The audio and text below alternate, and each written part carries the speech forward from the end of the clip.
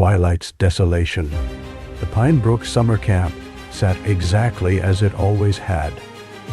Silent, decaying and half swallowed by the surrounding forest.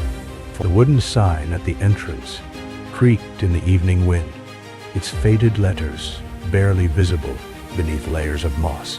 For most people, the camp was a forgotten relic. For 7 former campers, it was a place where the past refused to stay buried. Sarah arrived first, stepping out of her SUV with practiced confidence. Once the camp's undisputed queen bee, she wore adulthood like armor, perfect hair, controlled smile, no visible cracks. Emily followed soon after, keeping her distance. Her eyes lingered on Sarah with a mixture of resentment and grief that had never fully healed. They had not truly spoken since the summer Hannah vanished. Jake emerged from the trees shortly afterward, hands in his pockets, his expression unreadable. Alex and Tara arrived together, exchanging nervous jokes to cut the tension, while Lucas hovered near the tree line, pale and withdrawn.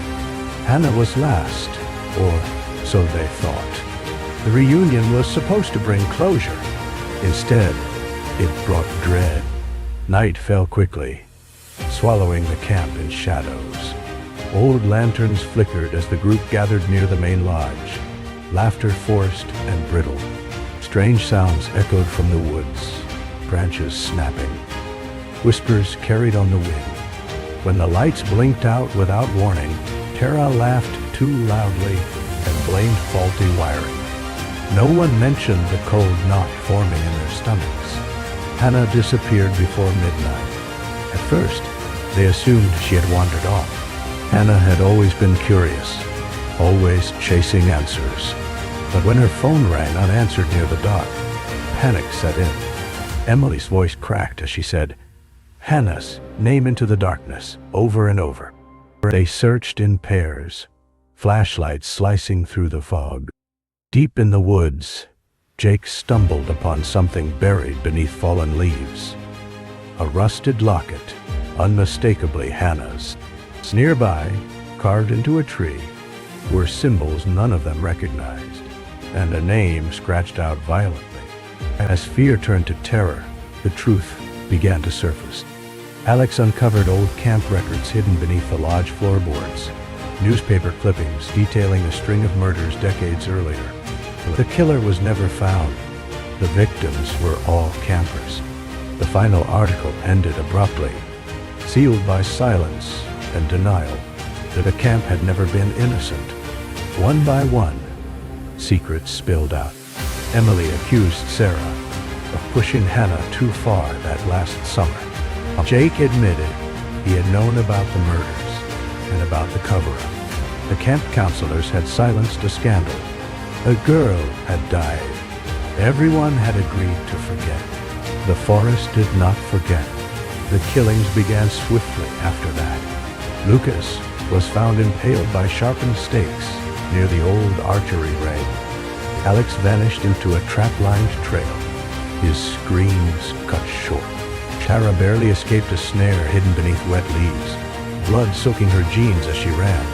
Sarah fled into a cabin, barricading the door as something stalked her from outside. Reflections in broken mirrors showed her younger self, cruel, careless, laughing while someone else cried. When the door finally burst open, Sarah faced the weight of everything she had done. Her scream echoed through the woods, and then fell silent. Emily and Jake regrouped near the lake, desperation forcing trust between them. It was there, under the pale glow of the moon, that Hannah emerged. She was alive. Her smile was calm, almost gentle, but her eyes were hollow. She told them everything. She had not disappeared years ago. She had been left to die after discovering the truth about the camp. Betrayed. Silenced. The murders they feared were not the work of a spirit, but of meticulous planning and righteous rage. "I learned from the best," Hannah said softly. "From all of you." The final confrontation was brutal. Tara returned, wounded, but defiant. Jake sacrificed himself to buy time. Emily begged Hannah to stop, to let go. Hannah hesitated, just long enough. The fire spread quickly. At dawn, Emily and Tara drove away from Pinebrook, smoke rising behind them. The camp burned, but the forest stood untouched, watching. As the road curved out of sight, Emily glanced into the rearview mirror. For a moment, she thought she saw Hannah standing at the tree line, smiling. Then she was gone. Some places never release their ghosts.